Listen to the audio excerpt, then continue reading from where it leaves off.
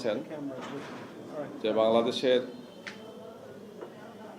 এই সুন্দর আমাদের এই সমাজের খুবই সৌন্দর্যমণ্ডিত একটি দেশ, যেখানে আমরা মুসলমান, হিন্দু, বৌদ্ধ এবং খ্রিস্টান সম্প্রদায়ের একসাথে বসবাস করছি। তো আজকে আমাদের এখানে খ্রিস্টান সম্প্রদায়ের আমাদের সম্মানিত ভাই এবং বোনেরা এবং তাদের প্রতিনিধি হিসেবে গুরুত্বপূর্ণ কয়েকজন সদস্য এখানে আসছেন। এসে ওনারা আমাদের সম্মানিত আমিরে জামাত ডাক্তার শফিকুর রহমান সাহেবের সাথে দেখা করেছেন, সৌজন্য সাক্ষাৎ করেছেন এবং বিভিন্ন বিষয়ে তারা আলোচনা করেছেন। তারা বাংলাদেশ জামাত ইসলামীর নীতি, পলিসি, জামাত ইসলামীর কর্মসূচি সম্পর্কে জানতে চেয়েছেন এবং তাদের অনেক মূল্যবান অভিমত তারা আমাদের সামনে তুলে ধরেছেন। পারস্পরিক খুবই সৌহার্দ্যপূর্ণ পরিবেশে আলোচনা হয়েছে। তো ওনারা এখানে আছেন, আমি তাদের পরিচয় করিয়ে দিচ্ছি এবং ওনারা এখানে আপনাদের সামনে কিছু কথা বলবেন। তো এখানে মিস্টার গর্ডন আছেন, তিনি আমেরিকান নাগরিক, বিশিষ্ট শিক্ষাবিদ। তিনি তার পরিচয় দেবেন এবং কথা বলবেন। আর এর সাথে যিনি আছেন মার্থা দাস, দেখতে পাচ্ছেন আপনারা, তিনি আছেন। আর রেভারেন্ড বনি ব্যারোয় আমার পাশে আছেন। এই তিনজন প্রতিনিধি এখানে আছেন, তারা কথা বলবেন, পরিচয় দেবেন এবং তাদের কিছু অভিমত আপনাদের সামনে তুলে ধরবেন। তো এটি নিঃসন্দেহে বাংলাদেশের জন্য একটি গুরুত্বপূর্ণ বিষয় যে আমাদের সামনে যে জাতীয় সংসদ নির্বাচন, যেটি 12 ফেব্রুয়ারি অনুষ্ঠিত হবে ইনশাআল্লাহ, সেই নির্বাচনকে সামনে রেখে আমাদের বিভিন্ন ভাই বোনদের সাথে বিভিন্ন পর্যায়ে মত বিনিময় হচ্ছে, আপনারা জানেন। তার অংশ হিসাবেই খ্রিস্টান সম্প্রদায়ের এই গুরুত্বপূর্ণ ব্যক্তিরা এখানে আসছেন। আমরা তাদেরকে স্বাগতম জানাচ্ছি এবং তাদের পক্ষ থেকে আপনাদের সামনে কিছু বক্তব্য তারা পেশ করবেন। এরপরে আমরা আরও কিছু কথা বলবো, আপনাদের প্রয়োজনে কিছু প্রশ্নের উত্তর দেব। তো আমি প্রথমেই প্রতিনিধি হিসাবে মার্থা দাস, তাকে আমি অনুরোধ জানাচ্ছি আপনাদের সামনে তার বক্তব্য উপস্থাপনের জন্য। এখানে চলে আসেন। ধন্যবাদ এই সুযোগ দেওয়ার জন্য। আমি ন্যাশনাল খ্রিস্টিয়ান ফেলোশিপ অফ বাংলাদেশের জেনারেল সেক্রেটারি মার্থা দাস। আজকে সুন্দর সুযোগের জন্য আমরা সর্বশক্তিমান ঈশ্বরকে ধন্যবাদ জানাই এবং জামাত ইসলামের আমির মহোদয়ের সাথে আমরা কথা বলেছি। উনি যে আশ্বাসগুলো দিয়েছেন সেটাই আমি একটু আরবার রিপিট করতে চাই। যেটা উনি জাতির উদ্দেশ্যে বলেছেন সেটা হলো, যদি মহান সৃষ্টিকর্তা ওনাদেরকে এই দেশ পরিচালনা করার সুযোগ দেন, তাহলে এই বাংলাদেশের শারিয়া ল অর্থাৎ শারিয়া আইন উনি বাস্তবায়ন করবেন না। এটা আমাদের জন্য খুব ভালো বিষয় ছিল। এবং যারা আমাদেরকে নিজেদেরকে মনে করি যে আমরা এই দেশে সংখ্যালঘু, উনি বলেছেন সংখ্যালঘু হিসেবে যেন আমরা নিজেদেরকে পরিচিত না হই, বরং আমরা যারা ছোট সম্প্রদায়ের অর্থাৎ লোক কম, তাদেরকে উনি বলেছেন যেন সন্তানের মতো করে তিনি আমাদেরকে আগলে রাখবেন। তো এইটাই যেন প্রচলিত থাকে, যদি মহান সৃষ্টিকর্তা ওনাদেরকে দেশে দেশ পরিচালনা করার সুযোগ দেন। আমি সকলের মঙ্গল কামনা করি। ধন্যবাদ। সরি, আমার নাম মার্থা দাস, আমি ন্যাশনাল খ্রিস্টিয়ান ফেলোশিপ অফ বাংলাদেশের জেনারেল সেক্রেটারি। Thank you. সবাইকে শুভ সন্ধ্যা। আমি রেভারেন্ড বনি বারোই, পুরোহিত, বাংলাদেশ ইভাঞ্জেলিক্যাল রিভাইভাল চার্চ। আমরা আজকে এখানে এসেছিলাম এদেশের নাগরিক হিসাবে। আমি খ্রিস্টান ধর্মাবলম্বী, তবুও শ্রদ্ধা আমির কাছে জানতে চেয়েছি নির্বাচন পরবর্তী সময় আমাদের স্বাধীনতা, আমাদের ধর্ম, সমস্ত বিষয়। এবং তুমি সুন্দরভাবে আমাদেরকে সময় দিয়েছেন, আমাদের কথা শুনেছেন এবং যে কথা আমাদের শ্রদ্ধেয় রেভারেন্ড মার্থা দাস বলে গিয়েছেন সেই বিষয়ে তিনি আশ্বস্ত করেছেন। এবং তিনি বলেছেন যে একটি বাগানে যেমন সমস্ত ফুল না থাকলে সৌন্দর্য হয় না, ঠিক একইভাবে একই দেশে সব ধর্মের নাগরিক না থাকলেও ভালো হয় না। আমরা সত্যি কৃতজ্ঞ এবং এখানে আসার মেইন উদ্দেশ্য যে দেশের খ্রিস্টিয়ান নাগরিক হিসাবে আমরা আসলে শান্তিপূর্ণ দেশ চাই, শান্তিপূর্ণ দেশে আমরা বসবাস করতে চাই। আজকে যারা এখানে আপনারা আছেন, আপনাদেরকেও ধন্যবাদ জানাই। আপনারা আমাদের এই কথাটিকেই সকলের কাছে তুলে ধরবেন যে আমরা শান্তিতে থাকতে চাই, শান্তিতে আছি, শান্তিতেই থাকবো। ধন্যবাদ।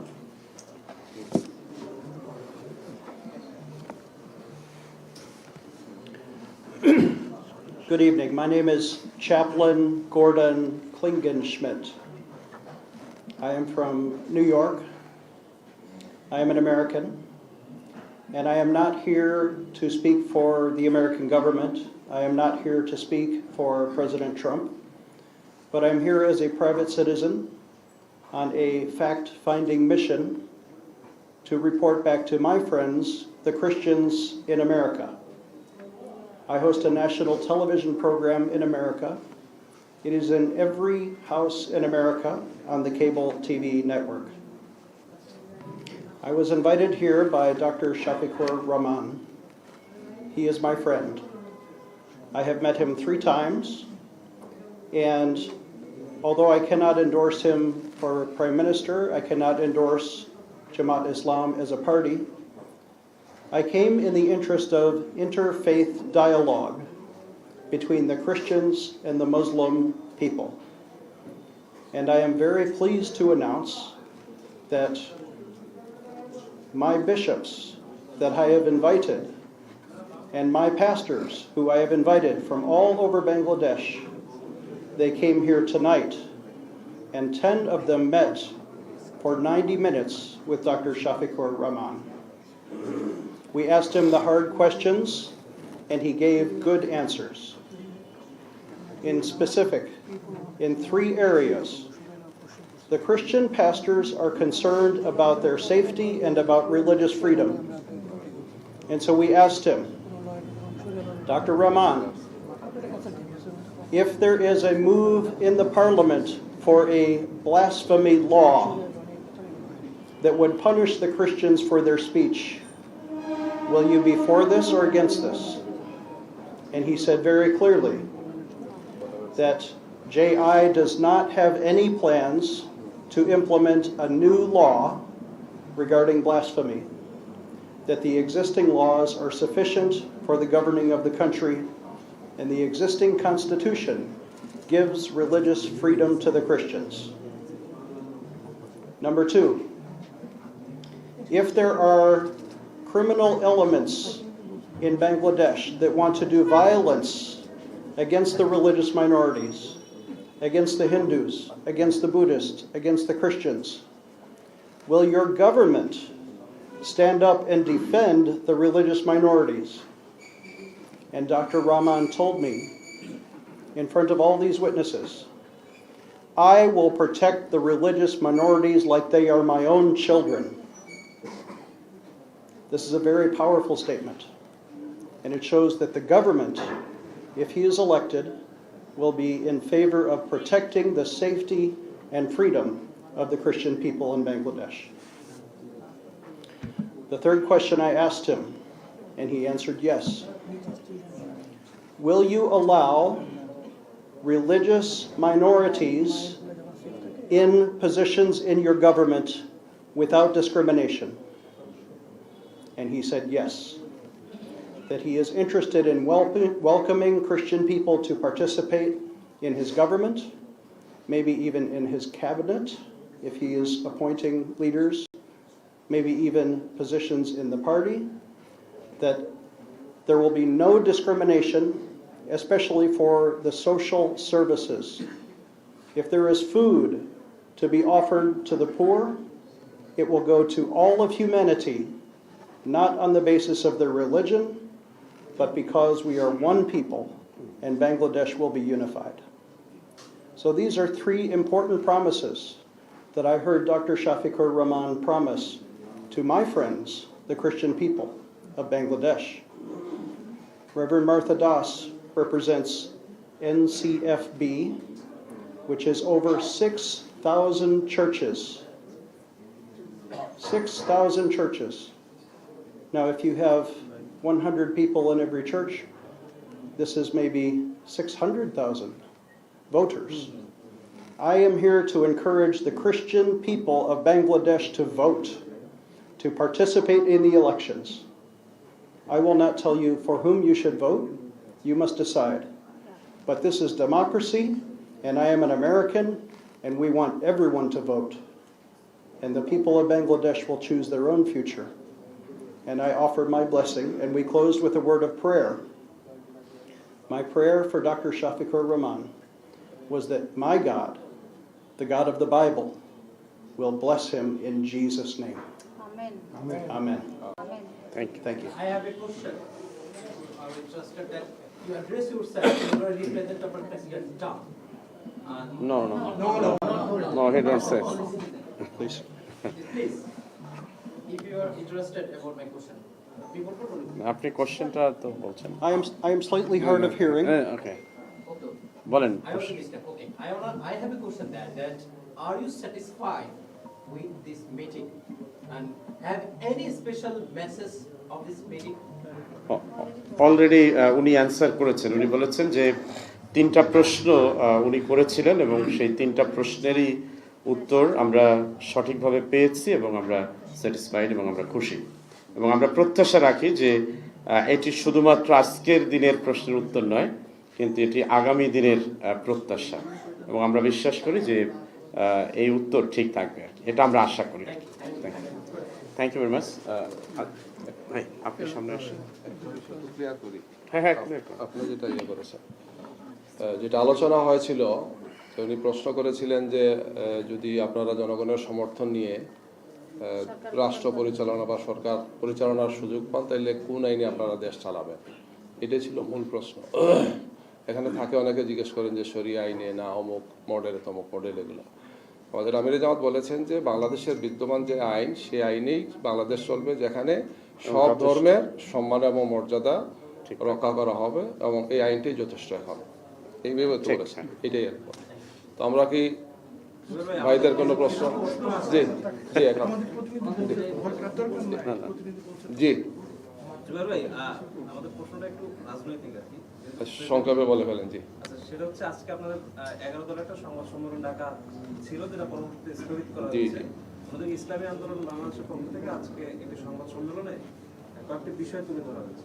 অন্যতম আমাদের যে 11 দলীয় জোট ব্যবস্থা, সেখানে কিছুটা টানাপোড়েন আছে। আমাদের ইঙ্গিতও দিয়েছে যে কিছু বিষয় আছে যেগুলো এখনো মানে ডিসপিউটেড অবস্থায় আছে। তো আমরা লাস্ট আপডেটটা আসলে জানতে চাই 11। জি ধন্যবাদ। আমরা তো আজকে একটা সংবাদ সম্মেলনের জন্য আপনাদেরকে দাওয়াত দিয়েছিলাম বেলা 4:30টার সময় 11 দলের পক্ষ থেকে। তো অনিবার্য কারণবশত এই সংবাদ সম্মেলন স্থগিত করা হয়েছে। যে কারণে স্থগিত করা হয়েছে সেটা নিয়ে লিয়াজো কমিটি বসেছেন, আলোচনা চলছে। আমরা আবারও আপনাদের সামনে আসব এবং আমাদের সর্বশেষ আপডেট আপনাদেরকে জানাবো ইনশাআল্লাহ। জোটের অবস্থাটা কি? জোটের অবস্থাটা কি? শেষ পর্যন্ত জোট কন্টিনিউ হচ্ছে না ভেঙে যাচ্ছে? না, জোট আলহামদুলিল্লাহ আছে এবং আমরা যাদের কথা বললেন আমাদের সে সমস্ত ভাইরা, ওনারা যে ব্রিফিং করেছেন তাদের মিটিংয়ের পরে বলেছেন যে আমরা জোটে আছি, জোট অব্যাহত আছে। এইটাও আমাদের কথা যে জোট নিয়ে কোনো সমস্যা হয় না। এক মিনিট আমরা একটু নেই, যেহেতু আমাদের প্রসঙ্গ শেষ, আপনারা অনুমতি দিলে আমরা আসি। সবাই ভালো থাকবেন। Thank you so much. জি জোট ঠিক আছে, জোট নিয়ে কোনো সমস্যা নাই। যে কারণে স্থগিত করা হয়েছে সেটা আমরা আবারও বলবো ইনশাআল্লাহ। জি জি মূল মেসেজটা হচ্ছে এখানে মেসেজটা হচ্ছে যে আপনাদের বোঝাপড়ার সমস্যা হচ্ছে। দলগুলো 11 দল, আগে আপনারা 8 দল দেশ করতে ছিলেন। প্রশ্নটা এরকম যে কারো কারো হচ্ছে বেশি আধিক্যের কারণে বাকিরা হচ্ছে শ্রদ্ধা বা তাদের যে মূল্যায়ন সেটি কমে যাচ্ছে। ফলশ্রুতিতে এই জোট নিয়ে শুরুতে তারা যতটা প্রত্যাশা ছিল, এই প্রত্যাশা এখন তাদের কমে গেছে। প্রশ্ন দাঁড়িয়েছে এমন জায়গায় যে জোট ভেঙে গিয়ে আরো যে 5টি দল আছে, আমি নাম না বলি, আগে যারা এই ওয়ান বক্স পলিসিতে যারা আলোচনা সেদিকে ওটা মন নিতে পারে। আসলে কোন জায়গাটায় প্রবলেম, যার ফলে 28 ডিসেম্বর থেকে আজকে 15 জানুয়ারি এখনো পর্যন্ত আপনারা সংসদে পৌঁছতে পারেন?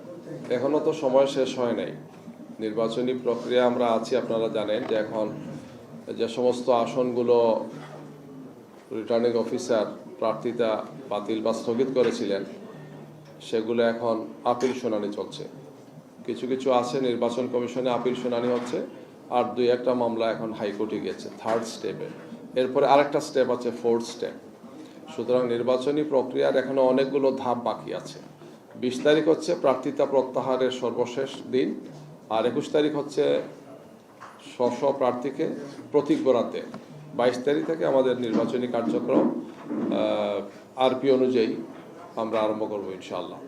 এই জন্য এর মধ্যে ইনশাআল্লাহ আমাদের যে আলোচনাগুলো আছে, যে সমস্ত আসন নিয়ে আমাদের সমঝোতার বিষয়গুলো আমরা এখনো কনফার্ম করতে পারিনি। ইনশাআল্লাহ সেটা আপনারা জেনে যাবেন 2-1 দিনের মধ্যে, সেটা ফাইনাল হয়ে যাবে এই ইনশাআল্লাহ। চুক্তিকে রাখার জন্য জামাতের পক্ষ থেকে কতটুকু ছাড় দেওয়া হবে? কারণ আপনারা বলছেন ছাড় দিবেন, যে আপনাদের দিকে আঙুল উঠছে যে আপনারা ছাড় দিচ্ছেন না, যতগুলো আসন তারা ততটুকু দিচ্ছেন না, কমে যাচ্ছে। জামাত আসলে কতটুকু উদারতা করছে? আমরা দীর্ঘ সময় থেকে এই আলোচনা, এই প্রক্রিয়া আমরা আছি, এবং সেটি এক সময় 5 দল ছিল, তারপর 8 দল হয়েছে, এখন 11 দল হয়েছে। আমরা এই দলগুলো মিলে দীর্ঘ প্রায় 3 মাসের মতো বিভিন্ন কর্মসূচি দিয়ে ময়দানে আমরা ছিলাম।